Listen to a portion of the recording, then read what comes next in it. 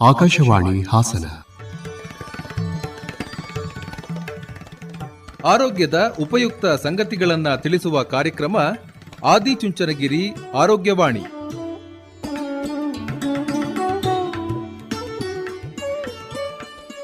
ಕೇಳಿ ಕಾರ್ಯಕ್ರಮ ಆದಿಚುಂಚನಗಿರಿ ಆರೋಗ್ಯವಾಣಿ.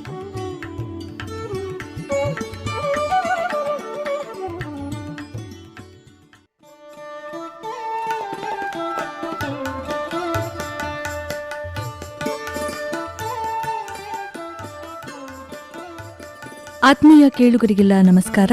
ನಿಮ್ಮೆಲ್ಲರಿಗೂ ಇಂದಿನ ಆದಿಚುಂಚನಗಿರಿ ಆರೋಗ್ಯವಾಣಿ ಕಾರ್ಯಕ್ರಮಕ್ಕೆ ಪ್ರೀತಿಯ ಸ್ವಾಗತ.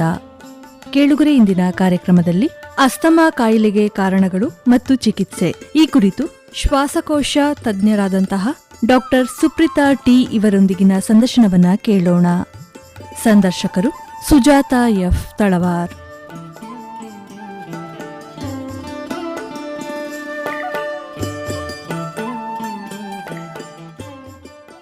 ನಮ್ಮ ಎಲ್ಲ ಪ್ರೀತಿಯ ಕೇಳುಗರಿಗೆ ನಮಸ್ಕಾರ. ಇಂದಿನ ಆದಿಚುಂಚನಗಿರಿ ಆರೋಗ್ಯವಾಣಿ ಕಾರ್ಯಕ್ರಮಕ್ಕೆ ನಿಮ್ಮೆಲ್ಲರಿಗೂ ಸ್ವಾಗತ. ಇವತ್ತಿನ ಕಾರ್ಯಕ್ರಮದಲ್ಲಿ ನಮ್ಮ ಜೊತೆಗಿದ್ದಾರೆ ಶ್ವಾಸಕೋಶ ತಜ್ಞರಾಗಿರುವಂತಹ ಡಾಕ್ಟರ್ ಸುಪ್ರೀತಾ ಟಿ ಅವರು. ಇವತ್ತಿನ ಕಾರ್ಯಕ್ರಮದಲ್ಲಿ ನಾವು ಆಸ್ತಮಾ ಕುರಿತಂತೆ ಮಾಹಿತಿಯನ್ನ ಮಾಡಿಕೊಳ್ಳೋಣ. ಮೇಡಮ್ ನಮಸ್ಕಾರ. ನಮಸ್ಕಾರ. ಕಾರ್ಯಕ್ರಮಕ್ಕೆ ಸ್ವಾಗತ ತಮಗೆ. Thank you. ಇವತ್ತಿನ ಕಾರ್ಯಕ್ರಮದಲ್ಲಿ ಆಸ್ತಮಾ ಕುರಿತಂಗೆ ಮಾತಾಡ್ಬೋದು ಅಂತ ಅನ್ಸುತ್ತೆ.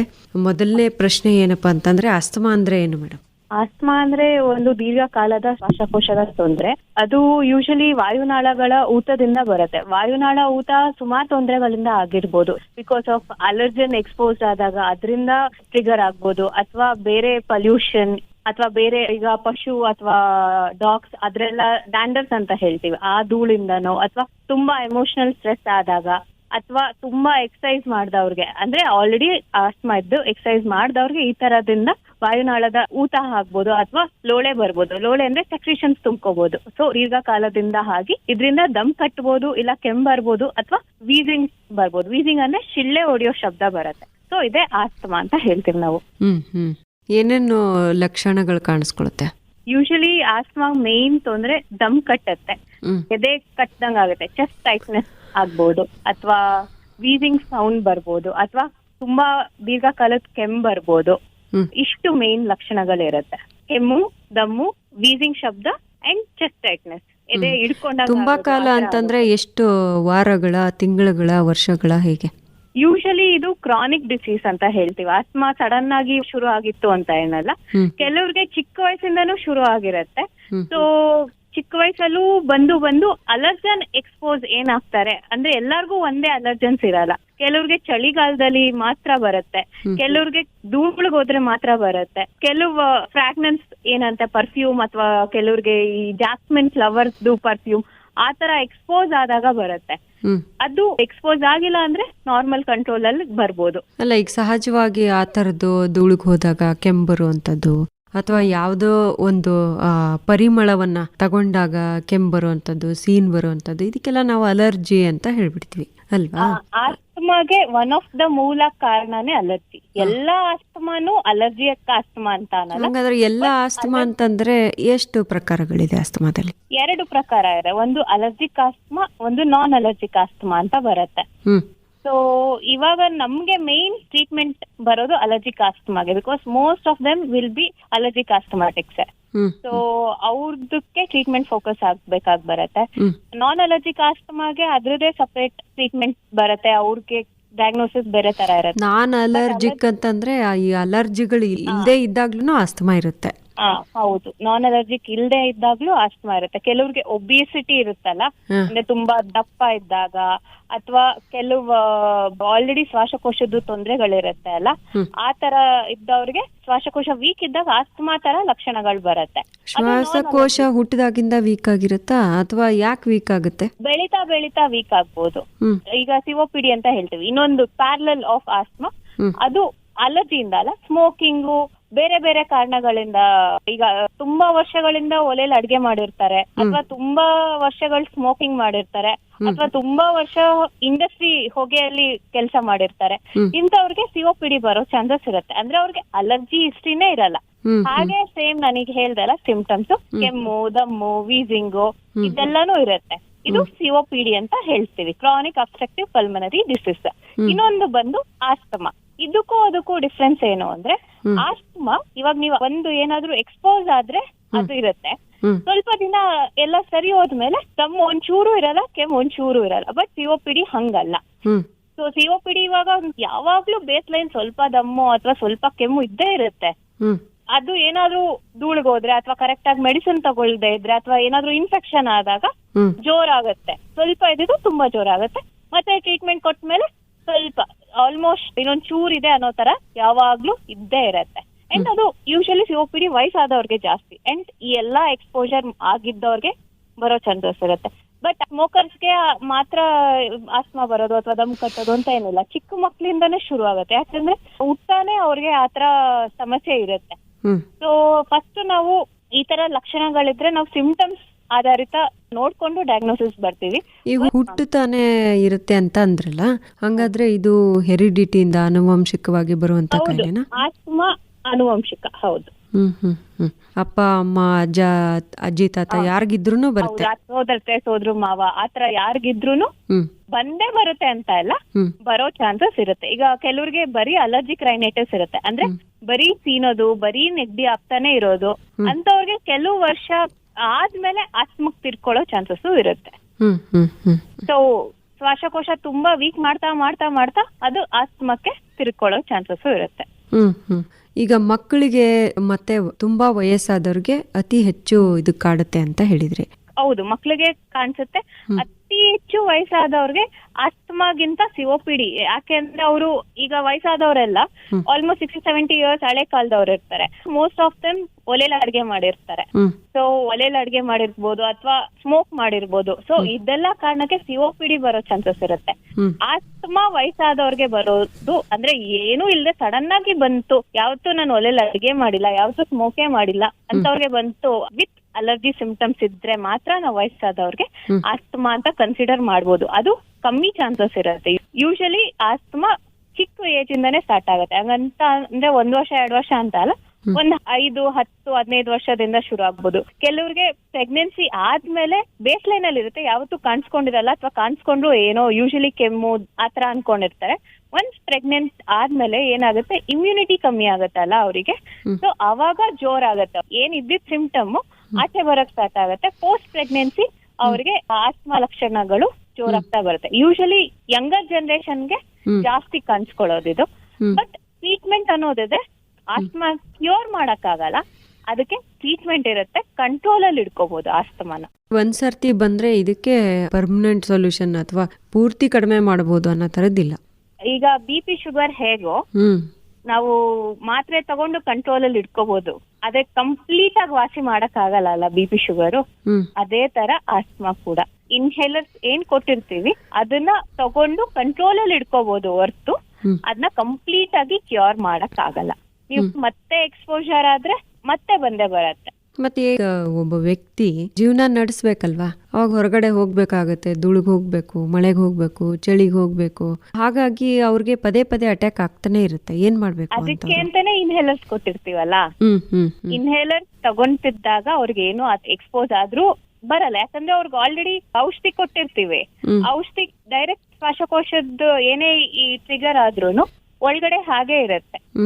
ಇನ್ಹೇಲರ್ಸ್ ಅದ್ ತಗೊಂಡಾಗ ಅದು ಸಿಂಪ್ಟಮ್ಸ್ ಬರ್ದೇ ಇರಂಗೆ ತಡಿಯುತ್ತೆ. ಅದೇ ನಾವು ಇನ್ಹೇಲರ್ಸ್ ತಗೊಳ್ದೇನೆ ಅಥವಾ ಏನು ಔಷಧಿ ತಗೊಳ್ದೇನೆ ನಾವು ಎಕ್ಸ್ಪೋಸ್ ಆದ್ರೆ ಆಬ್ವಿಯಸ್ಲಿ ಬರುತ್ತೆ. ಈಗ ನಾವು ಎಸ್ಪೆಷಲಿ ಸ್ವಲ್ಪ ಯಂಗ್ ಪೇಷಂಟ್ಸ್ಗೆ ಕಂಟಿನ್ಯೂಸ್ ಆಗಿ ಲೈಫ್ ಲಾಂಗ್ ತಗೊಳ್ಳಿ ಅಂತ ನಾವು ಇನ್ಹೇಲರ್ಸ್ ಕೊಡಲ್ಲ. ನಾವು ಫಸ್ಟ್ ಡಯಾಗ್ನೋಸ್ ಮಾಡೋದೇ ಪಲ್ಮನರಿ ಫಂಕ್ಷನ್ ಟೆಸ್ಟ್ ಅಂತ ಹೇಳ್ತೀವಿ. ಅಂದ್ರೆ ಶ್ವಾಸಕೋಶದ ಕೆಪಾಸಿಟಿ ಎಷ್ಟಿದೆ ಅಂತ ನೋಡಕ್ಕೆ ಅದು ಪರೀಕ್ಷೆ, ಒಂದು ಊದೋ ಪರೀಕ್ಷೆ ಅದು. ಅದರಿಂದ ಎಷ್ಟು ಪರ್ಸೆಂಟೇಜ್ ನಿಮ್ ಶ್ವಾಸಕೋಶ ವೀಕ್ ಆಗಿದೆ ಅನ್ನೋದ್ ನೋಡ್ಕೊಂಡು ಔಷಧಿ ಒಂದು ಕೊಡ್ತೀವಿ. ಔಷಧಿ ಕೊಡಕ್ ಮುಂಚೆ ಒಂದ್ಸರಿ ಮಾಡ್ತೀವಿ, ಔಷಧಿ ಕೊಟ್ಟು ಒಂದ್ಸರಿ ಮಾಡ್ತೀವಿ 20 ನಿಮಿಷ ಗ್ಯಾಪ್ ಅಲ್ಲಿ. ಆ 20 ನಿಮಿಷ ಗ್ಯಾಪ್ ಅಲ್ಲಿ ಆ ಔಷಧಿ ರಿವರ್ಸಿಬಿಲಿಟಿ ಬರ್ತಾ ಇದೆ ಅಂದ್ರೆ ಓಕೆ ಆಸ್ತಮಾ ತರ ಇದೆ, ಇದು ಎಷ್ಟು ಪರ್ಸೆಂಟೇಜ್ ಹಾಳಾಗಿದೆ ಅಂತ ನೋಡ್ಕೊಂಡು ಡೋಸೇಜ್ ನ ನಾವು ಒಂದು ಫಿಕ್ಸ್ ಮಾಡಿ ಕೊಟ್ಟಿರ್ತೀವಿ. ಸೊ ಮತ್ತೆ ನಾವು ರಿಪೀಟ್ ಟೆಸ್ಟ್ ಗಳು ಮಾಡಿದಾಗ ಓಕೆ ಇಂಪ್ರೂವ್ಮೆಂಟ್ ಕಾಣಿಸ್ತಾ ಇದೆ. ಫಸ್ಟ್ ಎಕ್ಸಾಂಪಲ್ ಈಗ ಒಂದು 50% ಕಾಣಿಸ್ತು, ಆಮೇಲೆ ನೆಕ್ಸ್ಟ್ ನಾವ್ ಒಂದ್ 3 months ತಗೊಂಡ್ಮೇಲೆ ಒಂದ್ 60% ಬಂದಿದೆ, 70% ಆಗಿದೆ. ಸೊ ಹಂಗೆ ಇಂಪ್ರೂವ್ಮೆಂಟ್ ಬರ್ತಾ ಬರ್ತಾ ಒಂದ್ 6 months ಅಲ್ಲಿ ಓಕೆ ನಾವ್ ಈಗ ಒಂದ್ ಡೋಸ್ ಅಲ್ಲಿ ಸ್ಟಾರ್ಟ್ ಮಾಡಿರ್ತೀವಿ, ಆ ಡೋಸ್ ನಾವು ಕ್ರಮೇಣ ಕಮ್ಮಿ ಮಾಡ್ಕೊಂತಾ ಬರ್ತೀವಿ. ಕ್ರಮೇಣ ಕಮ್ಮಿ ಮಾಡ್ಕೊಂತಾ ಬಂದಾಗ ಅವ್ರಿಗೆ ಏನೂ ಸಿಂಪ್ಟಮ್ಸ್ ಕಾಣಿಸೇ ಇಲ್ಲ ಒಂದ್ 6 months ಅಲ್ಲಿ ಇನ್ಹೇಲರ್ಸ್ ತಗೋತಿದ್ದಾಗ ಅಂತ ಅಂದಾಗ ಇನ್ಹೇಲರ್ ಯಾವಾಗ ಜೋರಾಗತ್ತೆ ಅವಾಗ ತಗೊಳ್ಳಿ ಅನ್ನೋ ತರ ಮಾಡ್ಕೊಟ್ಟಿರ್ತೀವಿ. ವಿತ್ ರಿಪೀಟೆಡ್ ಫಾಲೋ ಅಪ್ ಅಲ್ಲಿ ಇರ್ಬೇಕು ನಮ್ ಜೊತೆ. ಪ್ಲಸ್ ಒಂದ್ 6 months ಒನ್ಸ್ ಅಟ್ಲೀಸ್ಟ್ PFT ಮಾಡ್ಕೋತಾ ಇರ್ಬೇಕು. ಸೊ ಅವ್ರ ಶ್ವಾಸಕೋಶದ ಕೆಪಾಸಿಟಿ ಎಷ್ಟಿದೆ ಅನ್ನೋದು ಗೊತ್ತಾಗತ್ತೆ. ಸೊ ಈ ತರ ಇದ್ದಾಗ ಕಂಟ್ರೋಲ್ ಅಲ್ಲೇ ಇರುತ್ತೆ. ಸೊ ಇದನ್ನ ಸ್ಟೇಬಲ್ ಆಸ್ತಮಾ ಅಂತ ಹೇಳ್ತೀವಿ, ಕಂಟ್ರೋಲ್ಡ್ ಆಸ್ತಮಾ. ಸೊ ಸಡನ್ ಆಗಿ ಏನೋ ಒಂದು ಇನ್ಫೆಕ್ಷನ್ಗೆ ಎಕ್ಸ್ಪೋಸ್ ಆದ್ರು ಅಥವಾ ತುಂಬಾ ಧೂಳಿಗೆ ಎಕ್ಸ್ಪೋಸ್ ಆದ್ರು ಅವಾಗ ಸ್ವಲ್ಪ ಸಿಂಪ್ಟಮ್ ಬಂದಾಗ ಅವ್ರ ಹತ್ರ ಇನ್ಹೇಲರ್ ಇರುತ್ತೆ, ಆ ಇನ್ಹೇಲರ್ ತಗೊಂಡ್ರೆ ಕಮ್ಮಿ ಆಗುತ್ತೆ. ಅದು ಇನ್ಹೇಲರ್ ತಗೊಂಡ್ರು ಕಮ್ಮಿ ಆಗ್ತಾ ಇಲ್ಲ ಅಂದ್ರೆ ಮಾತ್ರ ನಮ್ಮ ಹತ್ರ ಬರ್ಲಿಕ್ಕೆ ಹೇಳ್ತೀವಿ. ನಾವೇನ್ ಸಿಂಪ್ಟಮ್ ನೋಡ್ಕೊಂಡು ಅದ್ರದ್ದು ಹೈಯರ್ ಟ್ರೀಟ್ಮೆಂಟ್ ಏನ್ ಬೇಕು ಅದನ್ನ ಸ್ಟಾರ್ಟ್ ಮಾಡ್ಕೋತೀವಿ. ಸೊ ಕೆಲವ್ರು ಏನ್ ಮಾಡ್ತಾರೆ, ಬರ್ತಾರೆ ತುಂಬಾ ಜೋರು ಇರುತ್ತೆ, ಇನ್ಹೇಲರ್ ಬರ್ಕೊಟ್ಟಿರ್ತೀವಿ, 1 ತಿಂಗಳು ತಗೋತಾರೆ. 1 ತಿಂಗಳು ತಗೊಂಡ್ಮೇಲೆ ನನಗ್ ಕಮ್ಮಿ ಆಯ್ತು, ಇನ್ನೇನು ಇನ್ಹೇಲರ್ಸ್ ತಗೊಂಡ್ರೆ ಅಭ್ಯಾಸ ಆಗ್ಬಿಡುತ್ತೆ ಅಂದ್ಬಿಟ್ಟು ಬಿಟ್ಬಿಡ್ತಾರೆ. ಮತ್ತೆ 3 months ಬಿಟ್ಕೊಂಡು ಅದೇ ಸಿಂಪ್ಟಮ್ ಅಲ್ಲಿ ಬರ್ತಾರೆ. That is very dangerous. So ಪದೇ ಪದೇ ಹಿಂಗೆ ಎಕ್ಸ್ಪೋಸ್ ಆಗಿ ಪದೇ ಪದೇ ಎಕ್ಸರ್ಬೇಷನ್ ಆದ್ರೆ ಆಸ್ತಮಾದು ವಾಯುನಾಳಗಳು ವೀಕ್ ಆಗ್ತಾ ಬರುತ್ತೆ. ಸೊ ಇದು ಮಾಡಕ್ ಬಿಡಬಾರ್ದು. ಸೊ ಆಸ್ ಅ ಡಾಕ್ಟರ್ ನಾವ್ ಏನ್ ಪ್ರಿಸ್ಕ್ರೈಬ್ ಮಾಡಿರ್ತೀವಿ ಇನ್ಹೇಲರ್ ಅದನ್ನ ಕರೆಕ್ಟ್ ಆಗಿ ತಗೋಬೇಕು. ಅಂಡ್ ಕೆಲವ್ರಿಗೆ ಮೂಢನಂಬಿಕೆಗಳಿದೆ, ಇನ್ಹೇಲರ್ಸ್ ತಗೊಂಡ್ರೆ ಅದು ಅಭ್ಯಾಸ ಆಗ್ಬಿಡುತ್ತೆ, ಪರ್ಮನೆಂಟ್ ಏನೋ ಅದು. ಇಲ್ಲ, ಇನ್ಹೇಲರ್ಸ್ ಇಂದ ಅಷ್ಟು ಸೈಡ್ ಎಫೆಕ್ಟ್ಸ್ ಇಲ್ಲ. ಯಾಕೆಂದ್ರೆ ಇನ್ಹೇಲರ್ಸ್ ಡೈರೆಕ್ಟ್ ಶ್ವಾಸಕೋಶಕ್ಕೆ ಹೋಗೋದು. ನೀವು ಸುಮ್ನೆ ಲಂಗ್ ಸ್ಪೆಷಲಿಸ್ಟ್ ಅಲ್ಲದೆ ಬೇರೆ ಅವ್ರ ಹತ್ರ ಹೋದ್ರೆ ಅಥವಾ ಮೆಡಿಕಲ್ ಶಾಪ್ ಅಲ್ಲಿ ತಗೊಂಡ್ರೆ ಅವ್ರ ಏನ್ ಮಾಡ್ತಾರೆ, ಸ್ಟೀರಾಯ್ಡ್ ಮಾತ್ರೆ, ಆ ಮಾತ್ರೆ, ಈ ಮಾತ್ರೆ ಅಂತ ಕೊಟ್ಬಿಡ್ತಾರೆ. ಅದು 1-2 ದಿನ ಸರಿ ಹೋಗುತ್ತೆ, ಮತ್ತೆ ಇದಾಗುತ್ತೆ. ಬಟ್ ಅದ್ರದ್ದೇ ಸೈಡ್ ಎಫೆಕ್ಟ್ಸ್ ಇರುತ್ತೆ. ಕೆಲವ್ರು ವರ್ಷಾನ್ಗಟ್ಲೆ ಸ್ಟೀರಾಯ್ಡ್ ಮಾತ್ರೆ ತಗೋತಿರ್ತಾರೆ, ಅವ್ರಿಗೆ ಗೊತ್ತೇ ಇರಲ್ಲ ಅದು ಸ್ಟೀರಾಯ್ಡ್ ಮಾತ್ರೆ ಅಂತ. ಇದರಿಂದ ನಂಗೆ ಸಿಂಪ್ಟಮ್ ಕಮ್ಮಿ ಆಗ್ತಾ ಇದೆ. ಬಟ್ ಅದ್ರದ್ ಸೈಡ್ ಎಫೆಕ್ಟ್ಸ್ ತುಂಬಾನೇ ಇರುತ್ತೆ. ಯಾಕಂದ್ರೆ ಮಾತ್ರೆ ನುಂಗೋದ್ರಿಂದ ಇಡೀ ಬಾಡಿ ಎಫೆಕ್ಟ್ ಆಗುತ್ತೆ. ಅದೇ ಇನ್ಹೇಲರ್ ತಗೊಳ್ಳಿ ಅಂದ್ರೆ ತಗೊಳಲ್ಲ, ಯಾಕೆಂದ್ರೆ ಅವ್ರಿಗೆ ಭಯ, ಅಭ್ಯಾಸ ಆಗುತ್ತೆ ಅಂತ. ಬಟ್ ಇನ್ಹೇಲರ್ಸ್ ಇಂದ ಸೈಡ್ ಎಫೆಕ್ಟ್ ಮಿನಿಮಲ್. ಆದ್ರೆ ಅದೇ ಮಾತ್ರೆಗಳು ಅಥವಾ ಇಂಜೆಕ್ಷನ್ ಗಳಿಂದ ಇಡೀ ಬಾಡಿಗೂ ಸೈಡ್ ಎಫೆಕ್ಟ್ಸ್ ಆಗುತ್ತೆ. ಶ್ವಾಸಕೋಶಕ್ಕೆ ಡೈರೆಕ್ಟ್ ಆಗಿ ಹೋಗಲ್ಲ ಅಲ್ಲ ಅದು. ಸೊ ಅದ್ರಿಂದ ಸೊ ಅದೊಂದು ಮಿತ್ತು ಜನಗಳ ಅರ್ಥ ಮಾಡ್ಕೋಬೇಕು. ಇನ್ಹೇಲರ್ಸ್ ತಗೊಳ್ಳೋದ್ರಿಂದ ಸೈಡ್ ಎಫೆಕ್ಟ್ ಕಮ್ಮಿ ಇದೆ, ಇನ್ಹೇಲರ್ಸ್ ಅಭ್ಯಾಸ ಆಗಲ್ಲ. ಡಾಕ್ಟರ್ ನಿಮ್ಗೆ ಇಷ್ಟು ತಿಂಗಳಿಗೆ ಅಂತ ಪ್ರಿಸ್ಕ್ರೈಬ್ ಮಾಡ್ತಾರೆ, ಕ್ರಮೇಣ ಕಮ್ಮಿ ಮಾಡ್ಕೊಂಡು ಅದ್ ನಿಲ್ಸ್ತಾ ಬರ್ತಾರೆ. ನೀವ್ ಯಂಗ್ ಏಜ್ ಅಲ್ಲಿ ಇದ್ರೆ ಅಥವಾ ನಿಮ್ಗೆ ವಯಸ್ಸು ಆಗ್ತಾ ಬಂದಿದೆ, ಒಂದ್ 60-70 ವಯಸ್ಸಾಗಿದೆ, ಅವ್ರಿಗೆ ಇನ್ಹೇಲರ್ಸ್ ಡೈಲಿ ತಗೋಬೇಕಾಗಿ ಬರುತ್ತೆ. ಯಾಕಂದ್ರೆ ನಾನು ಆಲ್ರೆಡಿ ನಿಮ್ಗೆ ಎಕ್ಸ್ಪ್ಲೈನ್ ಮಾಡಿದೆ, ಡೈಲಿ ಅವ್ರಿಗೆ ಸ್ವಲ್ಪ ಸಿಂಪ್ಟಮ್ ಇದ್ದೇ ಇರುತ್ತೆ. ಅಂಡ್ ಶ್ವಾಸಕೋಶ ಆಲ್ರೆಡಿ ಪರ್ಮನೆಂಟ್ ಡ್ಯಾಮೇಜ್ ಆಗೋಗಿರುತ್ತೆ ಅವರಿಗೆ. ಸೊ ನಾವು ಅದನ್ನೇ ಕೇಳ್ಕೊಳ್ಳೋದು ಯಂಗರ್ ಪಾಪ್ಯುಲೇಷನ್ಗೆ, ಪರ್ಮನೆಂಟ್ ಡ್ಯಾಮೇಜ್ ಮಾಡ್ಕೊಳ್ಳೋಕೆ ಹೋಗ್ಬೇಡಿ. ಇನ್ಹೇಲರ್ಸ್ ಕರೆಕ್ಟ್ ಆಗಿ ತಗೊಂಡು ಆಸ್ತಮಾನ ಕಂಟ್ರೋಲ್ ಅಲ್ಲಿ ಇಟ್ಕೊಳ್ಳಿ. ಇವಾಗ ನಾವು ಇನ್ಹೇಲರ್ಸ್ ಕೊಟ್ಟು ಆಸ್ತಮಾ ಕಂಟ್ರೋಲ್ ಬರ್ತಾ ಇಲ್ಲ ಅಂದ್ರೆ ಅವ್ರಿಗೆ ಬೇರೆ ಕಾಯಿಲೆಗಳು ಇದೆಯಾ ಜೊತೆಗೆ ಅಂತ ನೋಡ್ಬೇಕು. ಕೆಲವರು ತುಂಬಾ ದಪ್ಪ ಇರ್ತಾರೆ, ಅಥವಾ ಕೆಲವ್ರಿಗೆ ಶುಗರ್ ಇರುತ್ತೆ, BP ಇರುತ್ತೆ, ಕೆಲವ್ರಿಗೆ ನಿದ್ದೆ ಸಮಸ್ಯೆಗಳಿರುತ್ತೆ. ಸೊ ಇವೆಲ್ಲಾನು ಕಂಟ್ರೋಲ್ ಅಲ್ಲಿ ತರ್ಕೊಂಡ್ ಬರ್ಬೇಕಾಗಿ ಬರುತ್ತೆ. ಇವೆಲ್ಲ ತಗೊಂಡು ಕಂಟ್ರೋಲ್ ಬರ್ತಾ ಇಲ್ಲ ಅಂತ ಅಂದ್ರೆ ಕೆಲವು ಬಯೋಲಾಜಿಕಲ್ಸ್ ಅಂತ ಬರುತ್ತೆ, ಆ ಔಷಧಿಗಳು ಶುರು ಮಾಡ್ಬೇಕಾಗಿ ಬರುತ್ತೆ. ಅದು ತುಂಬಾ ಹೈಯರ್ ಲೆವೆಲ್. ಸೊ ಅದೆಲ್ಲಾ ಲೆವೆಲ್ ಹೋಗ್ಬಾರ್ದು ಅಂದ್ರೆ ನೀವು ಕರೆಕ್ಟ್ ಆಗಿ ಇನ್ಹೇಲರ್ಸ್ ತಗೊಂಡ್ರೆ ಅಲ್ಲಿವರೆಗೂ ಹೋಗಲ್ಲ. ಈಗ ಚಿಕ್ಕ ಮಕ್ಕಳಿಗೆ ಆದಾಗ ಅವ್ರಿಗೆ ಇಮ್ಯುನಿಟಿ ಬೆಳೆದಂಗೆ ಎಲ್ಲ ಸರಿ ಹೋಗುತ್ತೆ ಅಂತ ಹೇಳ್ತಾರಲ್ಲ, ವೈದ್ಯರಾಗಿ ತಾವೇನು ಹೇಳ್ತೀರಾ? ಇಮ್ಯುನಿಟಿ ಬೆಳ್ದಂಗೆ ಎಲ್ಲಾರ್ಗೂ ಸರಿ ಹೋಗೇ ಹೋಗುತ್ತೆ ಅಂತ ಹೇಳಲ್ಲ. ನಾನ್ ಆಗ್ಲೇ ನಿಮ್ಗೆ ಹೇಳ್ದಂಗೆ ಕೆಲವ್ರಿಗೆ ಒಂದ್ 5-6 ವರ್ಷಕ್ಕೆ ಕಾಣಿಸ್ಕೊಂಡಿರುತ್ತೆ, ಒಂದ್ ಸ್ಕೂಲ್ ಏಜ್ ಅಲ್ಲಿ ಇದ್ದಾಗ ಕಾಣಿಸ್ಕೊಂಡಿರುತ್ತೆ. ಆಮೇಲೆ ಬೆಳಿತಾ ಬೆಳಿತಾ ಕಾಲೇಜ್ಗೆ ಹೋದಾಗ ಏನೂ ಇರಲ್ಲ, ಆರಾಮಾಗಿರ್ತಾರೆ. ಒಂದ್ ಪ್ರೆಗ್ನೆನ್ಸಿ ಆಯ್ತು, ಪ್ರೆಗ್ನೆನ್ಸಿಯಲ್ಲೇ ಆಗ್ಬೋದು ಅಥವಾ ಪೋಸ್ಟ್ ಪ್ರೆಗ್ನೆನ್ಸಿನೇ ಆಗ್ಬೋದು, ಮತ್ತೆ ಸಿಂಪ್ಟಮ್ಸ್ ಬರುತ್ತೆ ಅವರಿಗೆ. ಸೊ ಆವಾಗ ಮತ್ತೆ ಬಂದಾಗ ಪ್ರೆಗ್ನೆಂಟ್ ಇದಾರೆ, ಇನ್ಹೇಲರ್ಸ್ ತಗೋಬಾರ್ದು ಹಂಗ ಯಾರು ಅನ್ಕೋಬೇಡಿ. ಅದು ಅಗೇನ್ ಮೂಢನಂಬಿಕೆ. ಪ್ರೆಗ್ನೆಂಟ್ ಇದ್ದವ್ರು ಇನ್ಹೇಲರ್ಸ್ ತಗೊಂಡ್ರೆ ಮಗುಗೆ ಎಫೆಕ್ಟ್ ಆಗುತ್ತೆ. ಪ್ರೆಗ್ನೆಂಟ್ ಇದ್ದವ್ರು ಇನ್ಹೇಲರ್ಸ್ ಕರೆಕ್ಟ್ ಆಗಿ ತಗೊಂಡಿಲ್ಲ ಅಂದ್ರೆ ಮಗುಗೆ ಎಫೆಕ್ಟ್ ಆಗುತ್ತೆ. ಯಾಕೆಂದ್ರೆ ಆಕ್ಸಿಜನ್ ಕರೆಕ್ಟ್ ಆಗಿ ನಿಮ್ ಬಾಡಿಯಲ್ಲಿ ಸಪ್ಲೈ ಆಗ್ತಾ ಇಲ್ಲ ಅಂತ ಅಂದ್ರೆ ಮಗುಗೂ ಆಕ್ಸಿಜನ್ ಕರೆಕ್ಟ್ ಆಗಿ ಹೋಗಲ್ಲ. ಸೊ ಆಗೇನಾಗತ್ತೆ, ಇನ್ನ ಎಫೆಕ್ಟ್ ಜಾಸ್ತಿ ಆಗತ್ತೆ. ಸೊ ಆ ತರ ಲಕ್ಷಣಗಳು ಕಾಣಿಸ್ಕೊಂಡ್ರೆ ಪ್ರೆಗ್ನೆನ್ಸಿಯಲ್ಲೇ ಆಗ್ಲಿ ಅಥವಾ ನಿಮಗ್ ಬೇರೆ ಯಾವ್ದೋ ಇನ್ಫೆಕ್ಷನ್ ಆಯ್ತು, ಅವಾಗ ಇಮ್ಯುನಿಟಿ ಕಮ್ಮಿ ಆಯ್ತು, ಸೊ ಅವಾಗ ಮತ್ತೆ ಇದು ಬರೋ ಚಾನ್ಸಸ್ ಇರುತ್ತೆ. ನಾನು ಹೇಳ್ದೆ ಅಲ್ಲ, ಆಸ್ತಮಾ ಪರ್ಮನೆಂಟ್ ಕ್ಯೂರ್ ಇಲ್ಲ, ಅದು ನಮ್ ಬಾಡಿಯಲ್ಲಿ ಸಬ್ ಕ್ಲಿನಿಕಲಿ ಇದ್ದೇ ಇರುತ್ತೆ. ಒಂದ್ ಯಾವಾಗ ಟ್ರಿಗರ್ ಆಗತ್ತೆ ಅವಾಗ ಬಂದೇ ಬರುತ್ತೆ. ಈಗ ತಂಪು ಪ್ರದೇಶಗಳಲ್ಲಿ, ಅತಿ ಹೆಚ್ಚು ಮಳೆ ಬೀಳುವಂತಹ ಪ್ರದೇಶಗಳಲ್ಲಿ ಅಥವಾ ಶುಚಿತ್ವ ಕಡಿಮೆ ಇರುವಂತಹ ಪ್ರದೇಶಗಳಲ್ಲಿ ಅತಿ ಹೆಚ್ಚು ಆಸ್ತಮಾದಿಂದ ಬಳಲ್ತಾರೆ ಅಂತ ಹೇಳ್ತಾರಲ್ಲ, ಅದು ನಿಜಾನಾ? ಆಗ್ಲೇ ಹೇಳ್ದೆ ಅಲ್ಲ, ಎಲ್ಲಾರ್ ಬಾಡಿನೂ ಒಂದೇ ತರ ಇರಲ್ಲ. ಸೊ ಅವ್ರಿಗೆ ಒಳಗಡೆ ಶ್ವಾಸಕೋಶ ವೀಕ್ ಇದ್ದು ಆತರ ಅಲರ್ಜಿ ಇದ್ರೆ ಹೌದು, ತಂಪು ಪ್ರದೇಶಗಳಲ್ಲಿ ಚಳಿಗಾಲದಲ್ಲಿ ಅವ್ರಿಗೆ ಬರೋ ಚಾನ್ಸಸ್ ಇರುತ್ತೆ. ಎಲ್ಲಾರ್ಗೂ ತಂಪು ಪ್ರದೇಶ, ಈಗ ಹಿಮಾಲಯಸ್ ಅಲ್ಲಿ ಇದ್ದವ್ರು ಎಲ್ಲಾರ್ಗೂ ಆಸ್ಮಾ ಬರುತ್ತೆ ಅಂತ ಹೇಳಕ್ಕಾಗಲ್ಲ. ಹಿಮಾಲಯ ಬೇಡ, ಇಲ್ಲೇ ಚಿಕ್ಕಮಂಗ್ಳೂರ್ ಸಕಲೇಶ್ಪುರದಲ್ಲಿ ಎಲ್ಲಾರ್ಗೂ ಆಸ್ಮಾ ಬರುತ್ತೆ ಅಂತ ಹೇಳಕ್ಕಾಗಲ್ಲ. ಅವ್ರ ಬಾಡಿ ಜೆನೆಟಿಕ್ಸ್ ಹೆಂಗಿದೆ ಅದ್ರ ಮೇಲೆ ಡಿಪೆಂಡ್ ಆಗುತ್ತೆ. ಅಗೇನ್ ಆಸ್ಮಾ ಎಲ್ಲ ನಮ್ ಬಾಡಿ ಜೆನೆಟಿಕ್ಸ್ ಹೆಂಗೆ ಇದೆ ಹಂಗೆ. ಎಲ್ಲಾರ್ಗೂ ಶುಗರ್ ಕಾಯಿಲೆ ಬರಲ್ಲ ಅಲ್ಲ, ಹಂಗೆ ಎಲ್ಲಾರ್ಗೂ ಆಸ್ಮಾ ಬರಲ್ಲ. ನಮ್ ಬಾಡಿ ಜೀನ್ಸ್ ಮೇಲೆ ಡಿಪೆಂಡ್ ಆಗುತ್ತೆ. ಈಗ ಮನೆಯಲ್ಲಿ ಯಾರಿಗಾದ್ರೂ ಇದ್ದವ್ರು ಹೇಗೆ ಕಾಳಜಿ ತಗೋಬೇಕು? ಎಸ್ಪೆಷಲಿ ನೀವು ಮನೆನ ಫುಲ್ ಕ್ಲೀನ್ ಆಗಿ ಇಟ್ಕೋಬೇಕು. ಧೂಳು ಹೊಡೆಯೋದು ಅಥವಾ ಕಸ ಗುಡ್ಸೋ ಕೆಲಸ ಏನಾದ್ರು ನೀವ್ ಮಾಡ್ತಾ ಇದ್ರೆ ಮಾಸ್ಕ್ ಹಾಕೊಂಡ್ರೆ ಎಲ್ಲ ಮಾಡ್ಬೇಕು. ಯಾಕಂದ್ರೆ ಅಗೇನ್ ಧೂಳಿಗೆ ಎಕ್ಸ್ಪೋಸ್ ಆದ್ರೆ ಮತ್ತೆ ಟ್ರಿಗರ್ ಆಗೋ ಚಾನ್ಸಸ್ ಇರುತ್ತೆ. ನೀವು ಕರೆಕ್ಟ್ ಆಗಿ ಮೆಡಿಸಿನ್ ತಗೋತಾ ಇಲ್ಲ ಅಂದ್ರೆ ಮತ್ತೆ ತುಂಬಾ ಟ್ರಿಗರ್ ಆಗೋ ಚಾನ್ಸಸ್ ಇರುತ್ತೆ. ಅಂಡ್ ಪ್ರತಿದಿನ ಮನೆನೆಲ್ಲ ಕ್ಲೀನ್ ಆಗಿ ಇಟ್ಕೋಬೇಕು, ವೆಂಟಿಲೇಷನ್ ಕರೆಕ್ಟ್ ಆಗಿ ಇಟ್ಕೋಬೇಕು, ವಾರಕ್ಕೊಂದ್ಸರಿ ಬೆಡ್ಶೀಟ್ಸ್ ನೆಲ್ಲ ಚೇಂಜ್ ಮಾಡ್ತಾ ಇರ್ಬೇಕು. ಕೆಲವ್ರ ಮನೇಲಿ ಪಾಚಿ ಕಟ್ಟಿರೋ ತರ ಗೋಡೆಗಳೆಲ್ಲ ಇರುತ್ತಲ್ಲ, ಅದು ಟ್ರಿಗರ್ ಮಾಡುತ್ತೆ. ಫಂಗಸ್ ಬಂದಿರೋದು ಅದು ಇಲ್ಲೇ ಇರೋ ತರ ಎಲ್ಲ ಕ್ಲೀನ್ ಆಗಿ ಇಟ್ಕೊಂಡ್ರೆ ಅಂಡ್ ಎಲ್ಲಾದ್ರೂ ಧೂಳಿಗೆ ಹೋದ್ರೆ ಅಥವಾ ಈಗ ಹೊಲದ ಕಡೆ, ಈಗ ನಾವು ಜನಕ್ಕೆ ಹೊಲಕ್ ಹೋಗ್ಬೇಡಿ ಕೆಲಸ ಮಾಡ್ಬೇಡಿ ಅಂತ ಹೇಳಕ್ ಆಗಲ್ಲ. ಸೊ ನೀವು ಹೋದಾಗ ಮಾಸ್ಕ್ ಹಾಕೊಂಡ್ ಕೆಲಸ ಮಾಡ್ಬೇಕಾಗತ್ತೆ. ಇನ್ನ ಒಂದೇನು ಅಂದ್ರೆ ಅಲರ್ಜಿಕ್ ಟೆಸ್ಟ್ ಅಂತ ಮಾಡ್ತೀವಿ, ಅಲರ್ಜಿಕ್ ಸ್ಕಿನ್ ಪ್ರಿಕ್ ಟೆಸ್ಟ್. ನಮ್ಮ ಆದಿಚುಂಚನಗಿರಿ ಹಾಸ್ಪಿಟಲ್ ಅಲ್ಲೂ ಅದು ಅವೈಲಬಲ್ ಇದೆ. ಆ ಸ್ಕಿನ್ ಪ್ರಿಕ್ ಟೆಸ್ಟ್ ಇಂದ ಒಂದಷ್ಟು ಅಲರ್ಜೆನ್ಸ್ ನ ನಿಮ್ ಸ್ಕಿನ್ ಗೆ ಹಾಕಿ ಯಾವ್ದು ನಿಮ್ಗೆ ಮೇನ್ ಆಗಿ ಅಲರ್ಜಿ ಇದೆ, ಯಾವ್ದು ನಿಮಗ್ ಟ್ರಿಗರ್ ಆಗ್ತಾ ಇದೆ ಅನ್ನೋದು ಕಂಡಿಡ್ಕೋತೀವಿ. ಆ ಅಲರ್ಜನ್ ನಿಮ್ಗೆ ಹೌದು ಇದೆ ಅಂತ ಗೊತ್ತಾದ್ರೆ ಆ ಪರ್ಟಿಕ್ಯುಲರ್ ಅಲರ್ಜನ್ ನ ನೀವು ಅವಾಯ್ಡ್ ಮಾಡ್ಬೋದು. ಈಗ ಎಕ್ಸಾಂಪಲ್, ಕೆಲವ್ರಿಗೆ ಪಾರ್ಥೇನಿಯಂ ಗಿಡ ತುಂಬಾ ಅಲರ್ಜಿ ಇರುತ್ತೆ. ಪಾರ್ಥೇನಿಯಂ ಗಿಡ ಅಲರ್ಜಿ ಇದ್ದಾಗ ಇದು ಗೊತ್ತಾದ್ರೆ ಓಕೆ ಇದರಿಂದ ಆಗ್ತಾ ಇದೆ ಅಂತ ಅದನ್ನ ಅವಾಯ್ಡ್ ಮಾಡ್ಬೋದು. ಅಥವಾ ಕೆಲವ್ರಿಗೆ ಕಾಕ್ರೋಚ್ ಅಲರ್ಜಿ ಇರುತ್ತೆ, ಅಥವಾ ಕೆಲವ್ರಿಗೆ ಬೆಕ್ಕು ಅಥವಾ ಡಾಗ್ದು ಅಲರ್ಜಿ ಇರುತ್ತೆ. ಸೊ ಅದನ್ನೆಲ್ಲಾನು ಕಂಡಿಡ್ಕೊಂಡ್ರೆ ಓಕೆ ಇದನ್ನ ಅಲರ್ಜಿ ಮಾಡ್ಬೋದು. ಕೆಲವ್ರಿಗೆ ಹೌಸ್ ಡಸ್ಟ್ ಮೈಟ್ ಅಂತ ಹೇಳ್ತೀವಿ, ಅದ್ರದ್ದು ಅಲರ್ಜಿ ಇದ್ದಾಗ ಅದನ್ನ ಕಂಟ್ರೋಲ್ ಮಾಡ್ಕೋಬಹುದು. ಅದಕ್ಕೆ ಆದಂತಾನು ಮೆಡಿಸಿನ್ ಇರುತ್ತೆ, ಇಮ್ಯುನೋಥೆರಪಿ ಅಂತ ಹೇಳ್ತೀವಿ. ಸೊ ಆ ಪರ್ಟಿಕ್ಯುಲರ್ ಅಲರ್ಜನ್ ಅಗೇನ್ ನಿಮ್ಗೆ ಮೆಡಿಸಿನ್ ಬರುತ್ತೆ. So not just asthma trigger ಆಗೋದು, ನೆಗಡಿ ಆಗೋದು, ಅಕ್ಷಿ ಬರೋದು, ತುಂಬಾ ಸ್ನೀಸಿಂಗ್ ಮಾಡೋದು, ಕಟ್ಟ ಬರೋದು, ಅದೆಲ್ಲಾನು ಆಗುತ್ತೆ. ಸೊ ಇಮ್ಯುನೋಥೆರಪಿ ಕೊಡೋದ್ರಿಂದ ಅಗೇನ್ ಸಿಂಪ್ಟಮ್ಸ್ ಕಮ್ಮಿ ಆಗ್ತಾ ಬರುತ್ತೆ. ಸೊ ಪರ್ಮನೆಂಟ್ ಕ್ಯೂರ್ ಅಂತ ಆಗಲ್ಲ, ಆಲ್ಮೋಸ್ಟ್ ಬರ್ದೇ ಇರೋ ತರ ತಡೆಗಟ್ಟಬಹುದು. ಈಗ ಈ ಶ್ವಾಸಕೋಶ ದುರ್ಬಲ ಆಗೋದ್ರಿಂದಾನೇ ಇದು ಬರುತ್ತೆ ಅಂತ ಹೇಳಿದ್ರಿ ಅಲ್ವಾ? ಶ್ವಾಸಕೋಶವನ್ನ ಸದೃಢ ಮಾಡ್ಲಿಕ್ಕೆ, ಸ್ಟ್ರಾಂಗ್ ಮಾಡ್ಲಿಕ್ಕೆ ಏನು ಔಷಧಿಗಳಿಲ್ವಾ? ಆತರ ಏನೂ ಇಲ್ಲ.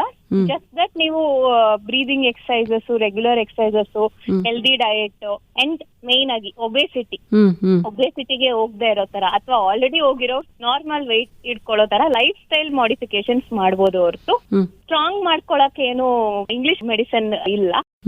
ಅದೇ ನಾ ಹೇಳ್ದಲ್ಲ, healthy food, healthy diet and good life style ಇಷ್ಟು ಮೇಂಟೈನ್ ಮಾಡ್ಕೋಬಹುದು ಅಷ್ಟೇ. ಅದು ಬಿಟ್ರೆ ಔಟ್ಸೈಡ್ ಏನೋ ಒಂದ್ ತಗೊಂಡು ನಾನು ಫುಲ್ ಸ್ಟ್ರಾಂಗ್ ಆಗ್ತೀನಿ ಅಂತ ಏನೂ ಇಲ್ಲ.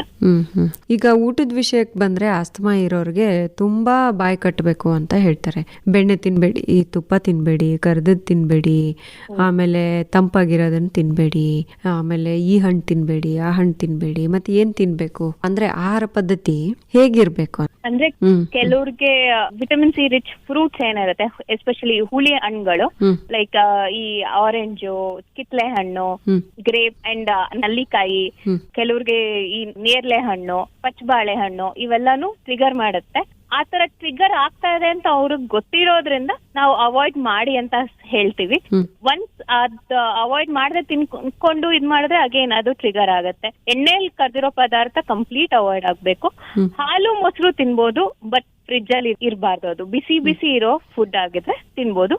ಮೊಸರು ಫ್ರಿಡ್ಜ್ ಅಲ್ಲಿ ಇದ್ರೆ ಅದನ್ನು ತಿನ್ನಕ್ ಹೋಗ್ಬಾರ್ದು. ಹೈ ಫ್ಯಾಟಿ ಫುಡ್ ಟ್ರಿಗರ್ ಮಾಡುತ್ತೆ. ಸೊ ಆದಷ್ಟು ಹೈ ಫ್ಯಾಟಿ ಫುಡ್ ಕಂಟ್ರೋಲ್ ಅಲ್ಲಿ ಇಟ್ಕೊಳ್ಳಿ. ಅದು ಬಿಟ್ಟು ಬಿಸಿ ಬಿಸಿ ಆಗಿರೋ ಆಹಾರ ಏನೇ ಆಗಿದ್ರು ತಿನ್ಬೋದು. ಸೊಪ್ಪು, ತರಕಾರಿ ಅವೆಲ್ಲ ಏನು ರಿಸ್ಟ್ರಿಕ್ಷನ್ ಇಲ್ಲ. ಕೆಲವು ಹುಳಿ ಹಣ್ಣುಗಳು ಮಾತ್ರ ರಿಸ್ಟ್ರಿಕ್ಷನ್ ಮಾಡಿದ್ರೆ ಬೆಟರು. ಎಲ್ಲಾರ್ಗು ಟ್ರಿಗರ್ ಆಗೇ ಆಗತ್ತೆ ಅಂತ ಇಲ್ಲ, ಬಟ್ ಮೋಸ್ಟ್ ಆಫ್ ದಮ್ಗೆ ಟ್ರಿಗರ್ ಆಗೋದ್ರಿಂದ ಹುಳಿ ಹಣ್ಣುಗಳು ಅವಾಯ್ಡ್ ಮಾಡೋದ್ ಬೆಟರು. ಪಚ್ಚಬಾಳೆ ಹಣ್ಣು ಮತ್ತೆ ಎಣ್ಣೆ ಕರ್ದಿರೋ ಪದಾರ್ಥ, ಫ್ರಿಡ್ಜ್ ಅಲ್ಲಿರೋ ಪದಾರ್ಥ ಅವಾಯ್ಡ್ ಮಾಡ್ಬೇಕಾಗಿ ಬರುತ್ತೆ ಕಂಪ್ಲೀಟ್ಲಿ. ಕೆಲವ್ರಿಗೆ ಮಕ್ಳಿಗೆ ಎಸ್ಪೆಷಲಿ ಎದುರಿಸ್ಬಿಟ್ಟಿರ್ತಾರೆ ಹಾಲು ಕುಡಿಯಂಗೆ ಇಲ್ಲ ಅಂತ. ಹಾಲು ಕುಡಿಯೋದ್ರಿಂದ ಕೆಲವರಿಗೆ ಅದು ಟ್ರಿಗರ್ ಆಗೋದು ಬಿಕಾಸ್ ಹಾಲಲ್ಲಿ ಒಂದು ಅಂಶ ಏನಿರುತ್ತೆ ಅದು ಮಕ್ಳಿಗೆ ಅಲರ್ಜಿಕ್ ಇರುತ್ತೆ. ಇದ್ರಿಂದ ಕೆಸಿನ್ ಅಲರ್ಜಿ ಇರೋದ್ರಿಂದ ಅವರಿಗೆ ಟ್ರಿಗರ್ ಆಗ್ತಿರ್ಬೋದು ಹೊರತು ಹಾಲೇ ಕೆಟ್ಟದು ಅಂತ ಹೇಳಕ್ ಆಗಲ್ಲ. ಅದನ್ನ ಕಂಡಿಡ್ಕೊಂಡು ಓಕೆ ಮಗು ಕೆಲವು ಮಕ್ಳಿಗೆ ಇದ್ದಿದೆ ಅಂತ ಅಂದ್ರೆ ಓಕೆ ಯು ಕ್ಯಾನ್ ಅವಾಯ್ಡ್, ಅವಾಗ ಹಾಲು ಮೊಸರು ಅವಾಯ್ಡ್ ಮಾಡ್ಬೋದು. ಇಲ್ಲ ಅಂದ್ರೆ ಯಾವ್ದೋ ಒಂದ್ ಮಗುಗ್ ಹಾಲು ಮೊಸರು ಅಲರ್ಜಿ ಆಯ್ತು ಅಂದಿದ ತಕ್ಷಣ ಎಲ್ಲಾ ಮಕ್ಳಿಗೂ ಇರಲ್ಲ ಅದು. ಸೊ ಬೆಳೆಯೋ ಮಕ್ಳಿಗೆ ಹಾಲು ಮೊಸರು ಅವಶ್ಯಕತೆ ಇದ್ದೇ ಇರುತ್ತೆ. ಬಿಸಿ ಬಿಸಿ ಇದ್ರೆ ಕೊಡ್ಬೋದು. ಫ್ರಿಡ್ಜ್ ಅಲ್ಲಿರೋ ಹಾಲು, cold ice cream, especially ice ತಿನ್ನೋ ಅಭ್ಯಾಸ ಇರುತ್ತೆ ಕೆಲವು ಮಕ್ಳಿಗೆ, ಅದನ್ನ ಅವಾಯ್ಡ್ ಮಾಡಿಸ್ಬೇಕು. ಮಕ್ಳು ಕೇಳೋದ್ ಕಷ್ಟ, ಐಸ್ ಕ್ರೀಮ್ ಬೇಕು ಅಂತ ಹಠ ಮಾಡ್ತವೆ, ಬಟ್ ಆದಷ್ಟು ಅವಾಯ್ಡ್ ಮಾಡೋದು ಬೆಟರ್ ಇರುತ್ತೆ. ಅಂಡ್ ಹೈಜೀನಿಕ್ ಆಗಿ ಇಟ್ಕೊಂಡು ಹೈಜೀನ್ ಪ್ಲೇಸ್ ಅಲ್ಲಿ ತಿನ್ನೋದು ಬೆಟರ್ ಇರುತ್ತೆ. ಮನೆಯಲ್ಲಿ ಇನ್ನು ಅಷ್ಟು ಗಲೀಜಾಗಿ ಇಟ್ಕೊಂಡು ಈ ಹಂಗೆಲ್ಲ ಕುಕ್ ಮಾಡೋದೇ ಆಗ್ಲಿ ಅಥವಾ ಮನೇಲಿ ಎಲ್ಲಾ ಕಡೆ ಕಾಕ್ರೋಚಸ್ ಅಥವಾ ಆಂಟ್ಸ್ ಎಲ್ಲ ಇಟ್ಕೊಂಡಿದ್ರೆ ಅದನ್ನು ಹಂಗೆ ಟ್ರಿಗರ್ ಮಾಡುತ್ತೆ ಅವ್ರಿಗೆ ಆಸ್ತಮಾ. ಆದಷ್ಟು ನೀವು ಮಕ್ಳಿಗೆ ಎಸ್ಪೆಷಲಿ ಹೈಜೀನ್ ಮೇಂಟೈನ್ ಮಾಡೋದು ಬೆಟರ್. ಮಕ್ಳಿಗೆ ಎಷ್ಟು ಹೇಳಿದ್ರು ಅವ್ರಿಗೆ ಅರ್ಥ ಆಗಲ್ಲ, ಚಿಕ್ಕ ಮಕ್ಳು ಇರ್ತಾರೆ. ಹೈಜೀನ್ ಅಂದ ತಕ್ಷಣನೇ ನಮ್ಮ ಅಂದ್ರೆ ತಾಯಿಂದ್ರ ಏನ್ ಮಾಡ್ತಾರೆ ಅಂದ್ರೆ ಸ್ನಾನ ಮಾಡಿದ್ರೆ ತಂಪಾಗ್ಬಿಡ್ತದೆ, ನೆಗಡಿ ಆಗ್ಬಿಡುತ್ತೆ ಅಂತ ಸ್ನಾನನೇ ನಿಲ್ಲಿಸ್ತಾರೆ, ತಲೆ ಸ್ನಾನ ನಿಲ್ಲಿಸ್ತಾರೆ. ಅದ್ರ ಬಗ್ಗೆ ಏನ್ ಹೇಳ್ತೀರಾ? ಡೆಫಿನೆಟ್ಲಿ ಅದನ್ನ ಫಾಲೋ ಮಾಡಬಾರ್ದು. ಯಾಕೆ ಅಂದ್ರೆ ಸ್ನಾನ ಮಾಡಿಲ್ಲ ಅಂದ್ರೆ ಅಗೇನ್ ಮಕ್ಳಿಗೆ ಹೈಜೀನ್ ಇರಲ್ಲ. ಅವ್ರ ಬಟ್ಟೆನೆ ಆಗ್ಲಿ ಅಥವಾ ಅವ್ರದ್ದು ಬೇವ್ರು ಅಥವಾ ಆ ಧೂಳು ಇರುತ್ತೆ, ಅದು ಮತ್ತೆ ಟ್ರಿಗರ್ ಆಗುತ್ತೆ. ಸೊ ನೀವ್ ಬಿಸಿನೀರಿಂದ ಸ್ನಾನ ಮಾಡಿಸ್ಬೋದು, ಏನು ಆಗಲ್ಲ.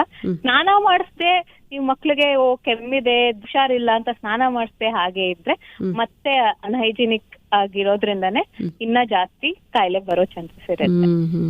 ಒಟ್ಟಾರೆ ಆಸ್ತಮಾ ಅನ್ನೋದು ಒಂದು ಬಂದ್ರೆ ಅದು ಜೀವನ ಪೂರ್ತಿ ನಿಭಾಯಿಸಬಹುದು ಮತ್ತೆ ಕಂಟ್ರೋಲ್ ಅಲ್ಲಿ ಇಟ್ಕೋಬಹುದು. ಅದಕ್ಕೆ ಒಂದ್ ಮಾತ್ರೆ ತಗೊಂಡ ತಕ್ಷಣ ಅದು ಇಲ್ಲ ಹೋಯ್ತು ಅನ್ನೋ ತರದ್ದು ಇರೋದಿಲ್ಲ. ಅದ್ರ ಜೊತೆಗೆ ಜೀವನ ಶೈಲಿಯ ಬದಲಾವಣೆ ಮತ್ತೆ ಒಳ್ಳೆ ಆಹಾರ ತಿನ್ನೋದು, ಅದರ ಜೊತೆಗೆ ವೈದ್ಯರು ಹೇಳಿರುವಂತಹ ಔಷಧಿಗಳನ್ನ ನಿಯಮಿತವಾಗಿ ತೆಗೆದುಕೊಳ್ಳೋದು ಮತ್ತೆ ಫಾಲೋ ಅಪ್ ಮಾಡ್ಕೊಳ್ಳೋದು, ಇದಿಷ್ಟಿದ್ರೆ ಅದು ಒಂದು ಕಾಯಿಲೆ ಅಂತ ಅನ್ಸಲ್ಲ. ಇಲ್ಲ ಅಂದ್ರೆ ಕಷ್ಟ ಆಗುತ್ತೆ ಅಂತ ಹೇಳ್ತೀರಾ. ಆಸ್ತಮಾ ಡೆಡ್ಲಿ ಡಿಸೀಸ್ ಅಲ್ಲ, ಬಟ್ ನೀವು ಇನ್ಹೇಲರ್ಸ್ ಅಥವಾ ಡಾಕ್ಟರ್ ಏನ್ ಹೇಳ್ತಾರೆ ಅದನ್ನ ಕರೆಕ್ಟ್ ಆಗಿ ಫಾಲೋ ಮಾಡಿದ್ರೆ ಖಂಡಿತ ಅದನ್ನ ಕಂಟ್ರೋಲ್ ಅಲ್ಲಿ ಇಟ್ಕೋಬಹುದು. ಯಾವ್ದೇ ಮೂಢನಂಬಿಕೆಗಳಿಲ್ದೆ ಡಾಕ್ಟರ್ಗೆ ತೋರಿಸಿ ಕರೆಕ್ಟ್ ಆಗಿ ಡಾಕ್ಟರ್ಸ್ ಹೇಳೋ ಟ್ರೀಟ್ಮೆಂಟ್ ನ ಫಾಲೋ ಮಾಡಿದ್ರೆ ಖಂಡಿತ ಕಂಟ್ರೋಲ್ ಆಗಿ ಬರುತ್ತೆ. ತುಂಬಾ ಧನ್ಯವಾದಗಳು. ಇಷ್ಟೊತ್ತು ಆಸ್ತಮಾ ಕುರಿತಂತೆ ಸವಿಸ್ತಾರವಾಗಿ ಮಾಹಿತಿಯನ್ನು ಮಾಡಿಕೊಟ್ಟಿದ್ದೀರಾ. ನಮಸ್ಕಾರ. Thank you.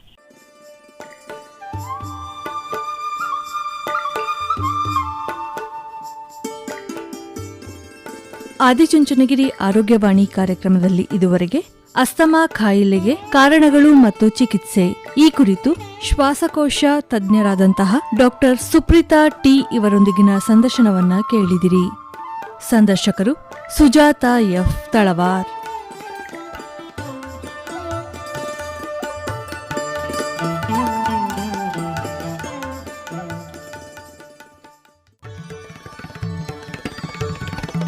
ಇದುವರೆಗೆ ಆರೋಗ್ಯದ ಉಪಯುಕ್ತ ಸಂಗತಿಗಳನ್ನು ತಿಳಿಸುವ ಕಾರ್ಯಕ್ರಮ ಆದಿಚುಂಚನಗಿರಿ ಆರೋಗ್ಯವಾಣಿ ಕೇಳಿದಿರಿ. ಕಾರ್ಯಕ್ರಮದ ನಿರ್ಮಾಣ ಸುಜಾತಾ ಎಫ್ ತಳವಾರ್. ಇದು ಹಾಸನ ಆಕಾಶವಾಣಿಯಿಂದ ಮೂಡಿಬಂತು.